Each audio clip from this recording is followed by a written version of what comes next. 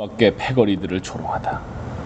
1980년대 중반의 레닌그라드, 현재 상트페테르부르크 국립음악원은 그때만 해도 지금과 같이 돈 되는 외국 학생들의 모집에만 목말라 하는 장사를 하는 상점 모습은 아니었다. 레닌그라드, 상트페테르부르크. 오늘처럼 과거의 명성을 달러로 파는 처절한 모양은 아니었지만 젊은 세대의 창조적 음악 탐구나 개인적으로 튀는 행동을 허락하지 않는 무거운 권위주의적 아카데미즘의 분위기였다. 그때는 스캔들이라고 하면 대개 교수나 학생의 서방 망명 사건 같은 것을 의미했는데, 그러한 일을 방지하도록 KGB가 음악원에서 밀고자의 네트워크를 늘 가동하고 있었다.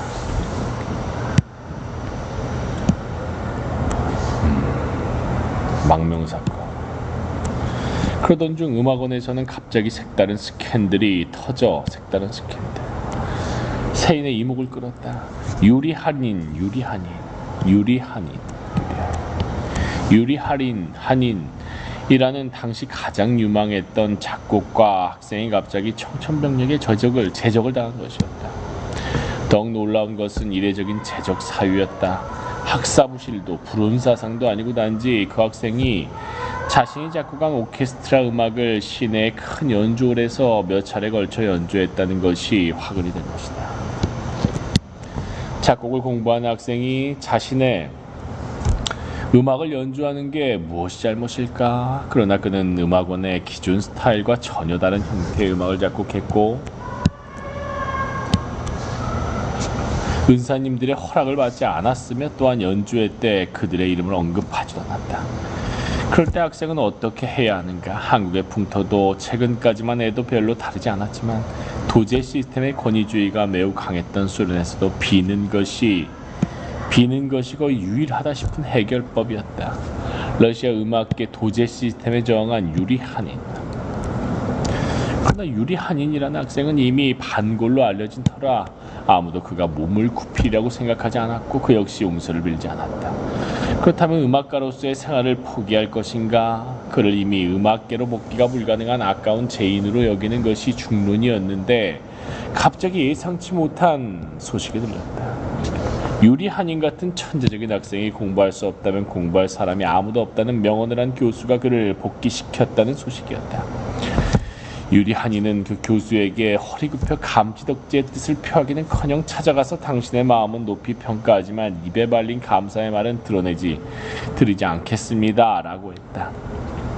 그 누구에게도 복종하려 하지 않고 사회든 국가든 사제지간의 예의든 모든 형식과 전범에 대항할 수 있는 유리한이란 현재 러시아의 이색 작곡가의 성격을 가장 잘 표현한 일이다. 그에게는 유익한 사교적 관계라는 것이 존재하지 않고 세속과 다른 그의 특이한 음악만 존재한다. 유리한인을 사람들은 보통 음악의 아나키스트라고 부르지만 아나키스트로서의 그는 아마도 단순히 국가만 부정하는 크로포트킨보다도 인간이라는 종류 그 자체가 국가라는 족쇄를 필요로 하지 않는 새로운 종으로 거듭나야 한다고 봤던 중국의 도교적 아나키스트 장변린에 더 가까울 것이다. 인간이라는 종류 자체가 국가라는 족쇄를 필요로 하지 않는다. 그의 음악에 관한 행동도 보통 사람이 이해하기 어려운 부분들이 많다. 조상들과 부모 모두가 음악가인 가정에서 자란 유리한이는 이미 고등학교 시절부터 이단아로 알려져 있었다. 모차르트를 위시한 정형화된 음악의 정적만 강요하는 학교 분위기의 반기를 들어 모차르트를 그리스 계통의 유명한 현대 작곡가 야니스 크세나키스 풍으로 연주해 교수들이 크게 분노하기도 했다. 일각의 젊은 지식인들과 음악가들의 흠모와 대다수 보수주의자들의 질시와 혐오를 모두 등에 업고 음악원을 졸업한 뒤 그의 행동은 러시아 음악계에서 더욱더 충격적이었다. 정식 취직을 일절 거부하고 음악계에 권위 있는 어르신들과 상종하지 않은 그는 명감독 소코로프의 영화 일식의 날들의 주제음악을 작곡해 해외에서 권위 있는 상을 수상하기도 했지만 일련의 신문기사와 인터뷰에서 도저히 이해할 수 없는 말을 꺼내 음악계에 지탄을 받았다. 한 인터뷰에서 나온 그의 말을 들어보자. 지금 소위 클래식 음악을 만드는 사람들의 작곡 행위는 사춘기에 경험하는 자위 행위와 과연 무엇이 다른가? 과거의 형식만 알 뿐 독자적인 사상이 없이 새로운 아무것도 낳지 못하니 이것은 역시 자위라는 단조로운 성행위의 특징이 아닌가? 그러면서도 작곡을 끝낸 뒤에 만족감을 느끼는 것을 보면 자위하는 사춘기 청소년의 수준과 대동소이하다. 유리아니는 음악적 스승인 스크라빈에 관한 평전을 쓰기도 했다. 스크라빈, 유리아니.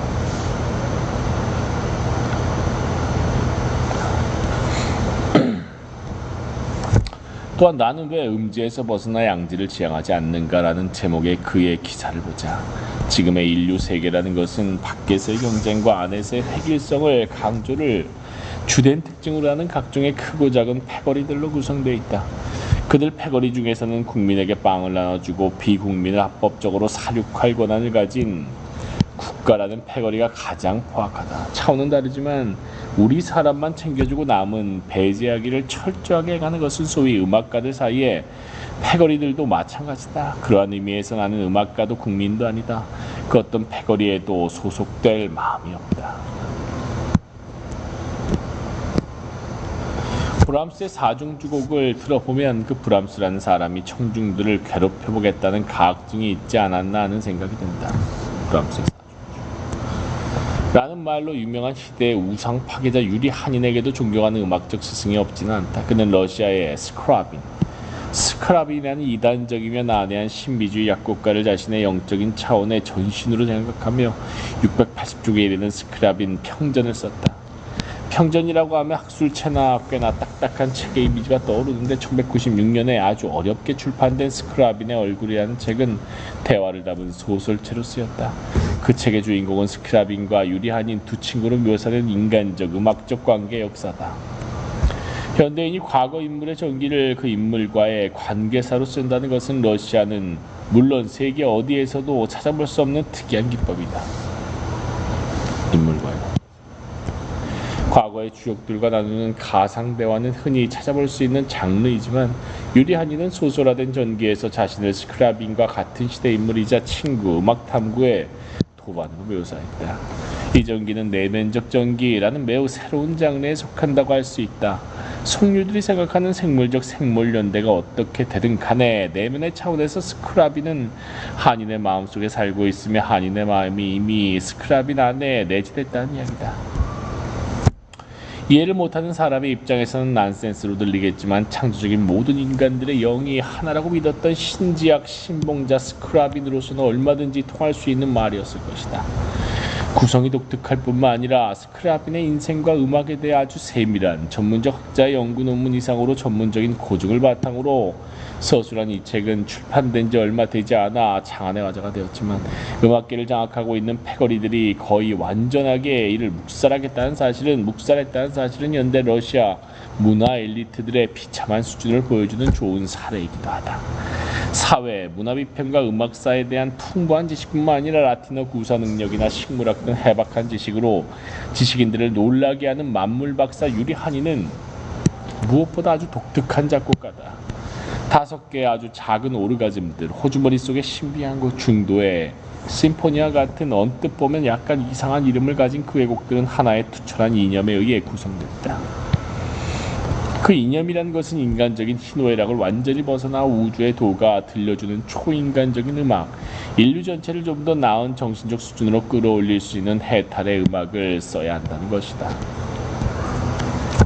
음악사적인 차원에서 본다면 유리 한이는 세속화된 현대의 클래식 음악에 아주 강한 개인 종교적인 요소를 도입해 그 모습을 전체적으로 바꾸고 있다. 자신을 카노니크, 수도승으로 부르는 그는 음악 분야뿐만 아니라 러시아 문화 전체로 봐서도 매우 독보적인 존재다.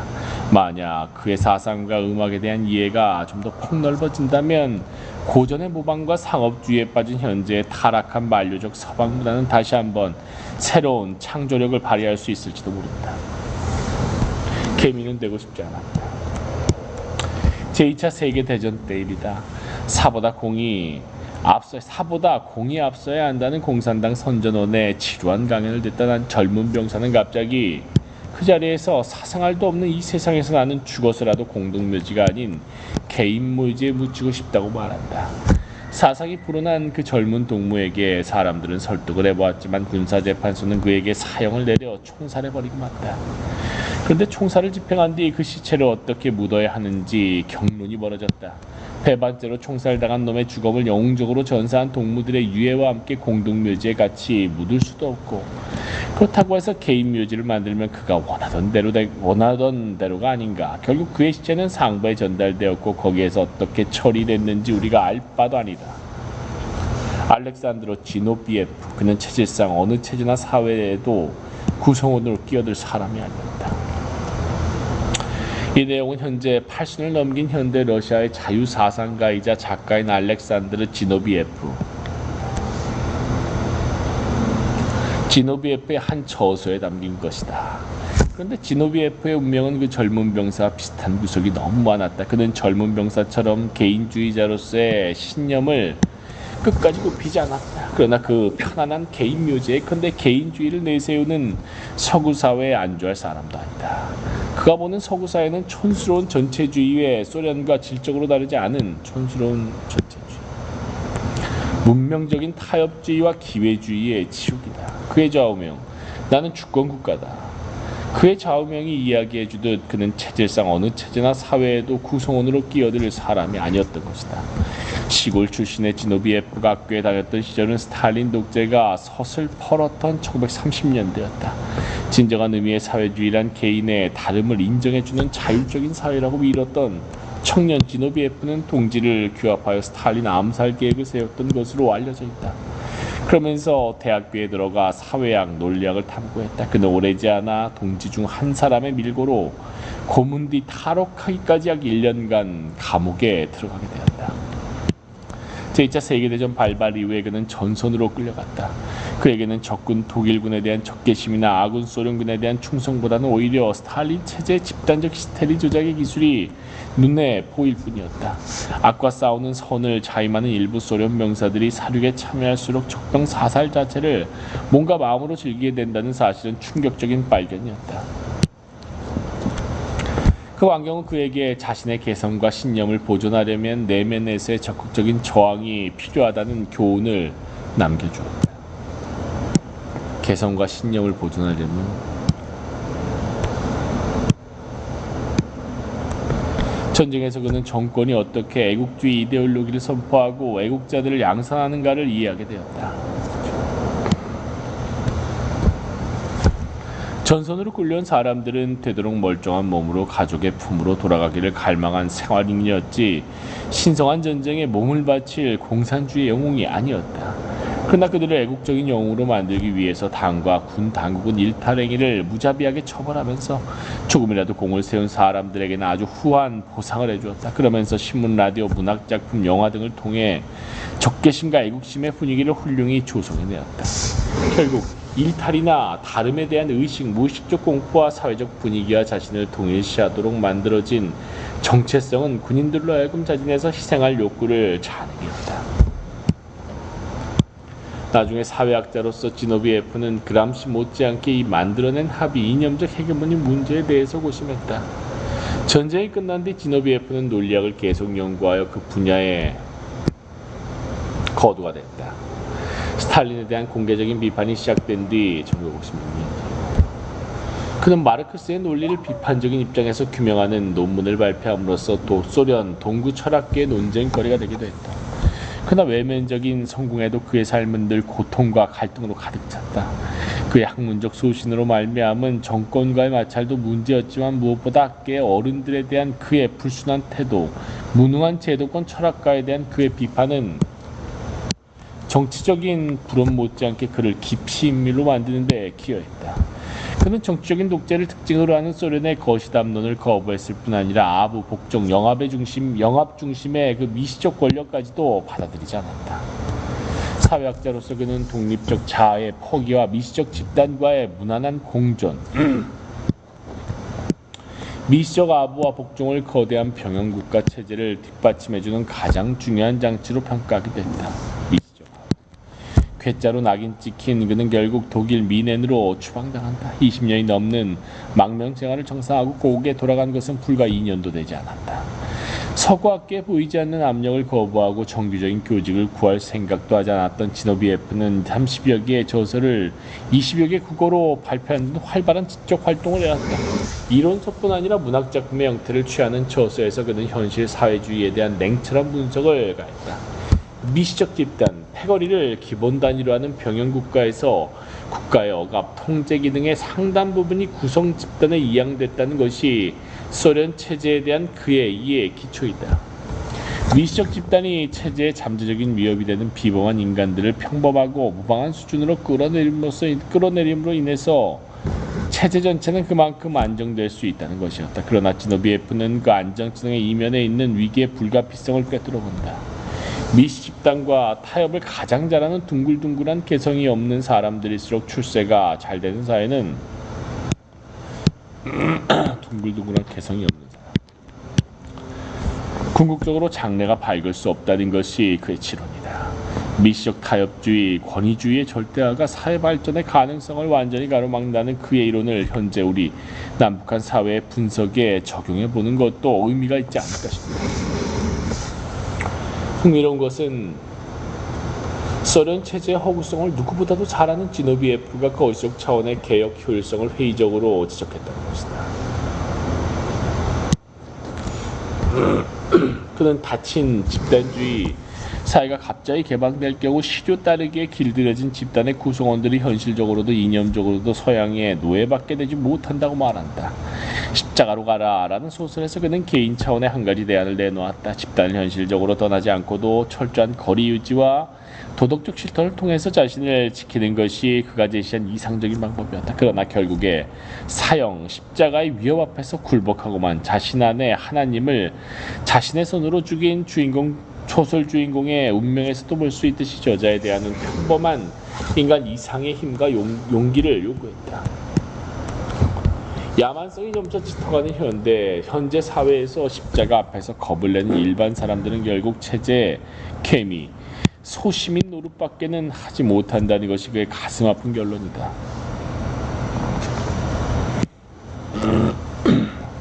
그런 차원에서 그는 서구 중심주의적인 교육과 고도로 기만적인 주류 대중매체 그리고 저차원적인 욕망을 무제한적으로 생산 충족해주는 대중문화에 의해서 의식이 마비된 서구 미국의 보통 사람을 소련의 개미 못지않은 끔찍한 집단주의자로 여긴다.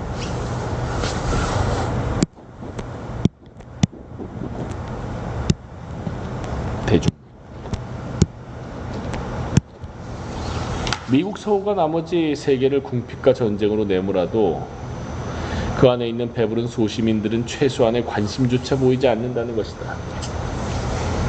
미국과 서구가 나머지 세계를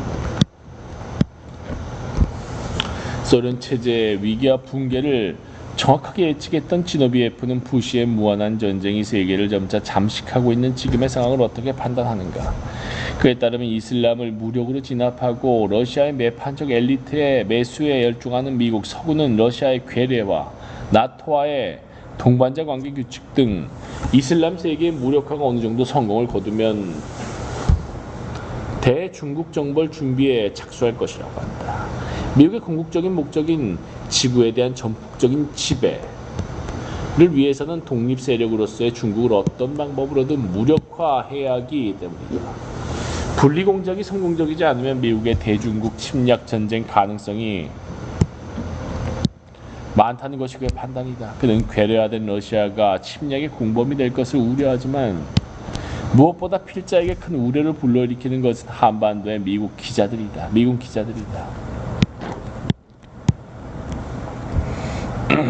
이미 반세기 전에 미-중 충돌의 측면도 지닌 6.25 전쟁으로 쑥밭이 됐던 한반도가 미국의 새로운 침략으로 사막이 되는 것은 말 그대로 최악의 시나리오다.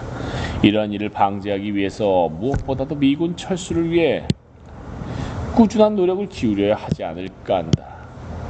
영국을 배신한 진짜 국제주의자. 일제 시기에 일본은 인간에 대한 본질적인 회의가 들 만큼 집단적 광기가 강했다.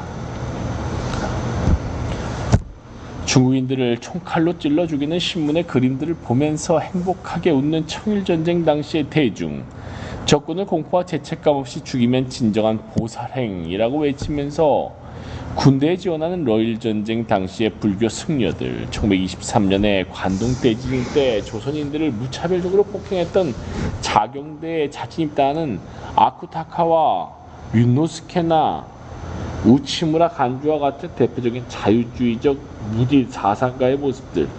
그러나 우리를 그나마 위로해주는 것은 그 제국주의적 광기 속에서도 극소수의 양심 있는 일본인들이 있었다는 사실이다. 극소수의 양심 있는 일본인들. 토니 블레어. 1910년에 조선의 국권 강탈에 반대했던 사회주의자이자 아나키스트 고토쿠 슈스이 1937년부터 시작된 중국 침략에 반대의 목소리를 높인 기독교적 인본주의자 야나이 하라 다다오 등은 일본적 근대 경험에 가는 빛이라고 말할 수 있다. 집단적 관계의 마술에 걸리지 않았던 자들은 물론 극소수였고 그들은 개인 독립 선언에 커다란 대가를 치르게 됐다. 그러나 형장의 이슬로 생을 마감한 고토쿠 슈스이의 서술은 신체호를 아나키스트로 전환시키는데 크게 이바지하였으며 전쟁을 반대해 해직을 당한 야나이 하라 다다오는 한국 사학의 원로 이기백이 사회학 사학자가 되는 데 영향을 끼쳤다. 즉 극소수의 양심적인 존재가 가해자와 피해자 사이의 간극을 좁히는데 중요한 역할을 한 것이다. 오늘날 미영, 이라크 침략과 재식민화가 영국 사회 각계각층의 거센 반대에 부닥친 것은 이미 잘 알려진 사실이다. 그러나 집권 여당인 노동당은 정작 토니 블레어 총리의 제국주의적 식민주의적 노선을 견제하지 못했다. 100년 전 영국 노동운동이 식민주의를 원칙상 반대했다는 사실을 기억하는 역사인식의 소유자들과 반전운동가들은 이를 매우 안타깝게 여기고 있다. 미국 극우파의 지시에 따라 이라크에 파견한 소위 노동자 정당의 군대가 침략에 저항하는 민중을 향해서 발사하는 장면을 상상해보면 이번 블레어 정권의 망동이 영국 노동운동사에 얼마나 치명적인 오점을 남길지 이해할 수 있다. 이번 이라크 침략에 함께했다는 사실이 진보적 변혁 세력으로서 영국 노동당의 몰락을 상징한다고 보는 사람들도 적지 않다. 일제 광란의 시절에 일본에서 양심적 극소수가 존재했듯이 영국 노동당의 최악의 순간이라 부를 만한 오늘날에도 당의 진보적 측면을 보여주는 소수자들이 있다. 그 대표적인 사람은 미영 중동 정책 전체를 가장 체계적으로 비판해온 노동당 국회의원 조지 갤러웨이다. 영국 국회의원들 전체를 통틀어 아마도 갤러웨이만큼 아랍권에서 서방 제국주의 정책을 신랄하게 비판해온 사람은 없을 것이다. 사회주의적 성향의 스코틀랜드 노동자 가정에서 태어난 갤러웨이는 70년대부터 팔레스타인 해방운동을 전심전력으로 지지해왔다. 그는 그의 고향인 던디시와 팔레스타인의 나블루스시가 자매 결연을 맺게 해서 던디시의 시청에서 팔레스타인 해방기구의 깃발이 나부끼게 하는 쾌거를 이루었다. 1970에서 80년대 팔레스타인을 계속 왕래하면서 그 투쟁의 소식을 영국에 알렸던 갤러웨이는 이스라엘 정부기관에 의한 암살 위험이 심화되어 현지 활동을 중지해야 했다. 그럼에도 팔레스타인 계통의 생물학자인 아미네 아부자야드와 2년 전에 두 번째 결혼을 한 갤러웨이는 지금도 영국에서 팔레스타인 대변인으로 손꼽힌다. 예수를 종교적인 사회주의자로 생각하는 독자적 신앙관의 기독교인이며 아랍인과 아무런 혈통적 관련이 없는 영국 노동당의 한 활동가가 아랍어까지 익혀가면서 이처럼 팔레스타인 민중에 가까운 친구가 될 수 있었다는 것은 진보적 이념과 열정이 국경, 국적, 혈통, 종교를 초월할 수 있다는 좋은 사례가 됩니다. 팔레스타인을 왕래하던 시절의 갤러웨이도 영국의 우파적 언론에 의해 과격한 사상에 빠진 괴짜로 지목되었다. 영국의 조선일보들이 그에 대한 본격적인 집단 괴롭힘을 시작한 것은 그가 이라크 민중 돕기 캠페인의 발기인이 되고 나서이다.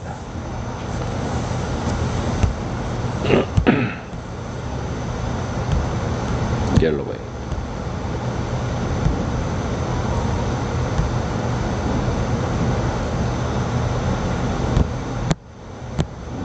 멋진 사람.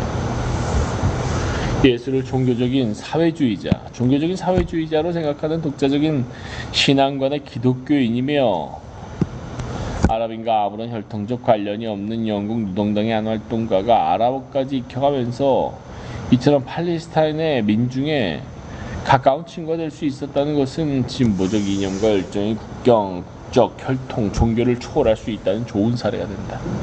팔레스타인을 왕래하던 시절의 갤러웨이도 영국의 우파적 언론에 의해 과격한 사상에 빠진 괴짜로 지목되어 있습니다.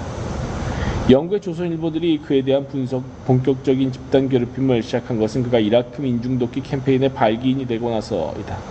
1944년에 이라크에 가서 걸프전쟁 당시 무자비한 폭격과 그 뒤 경제 제재가 한 나라를 얼마나 피폐하게 만들었는지를 눈으로 확인한 뒤 그는 폭격의 결과로 백혈병에 걸린 이라크 아이들을 위한 모금운동을 벌이는 등 이라크 민족을 위해서 백방으로 뛰기 시작했다.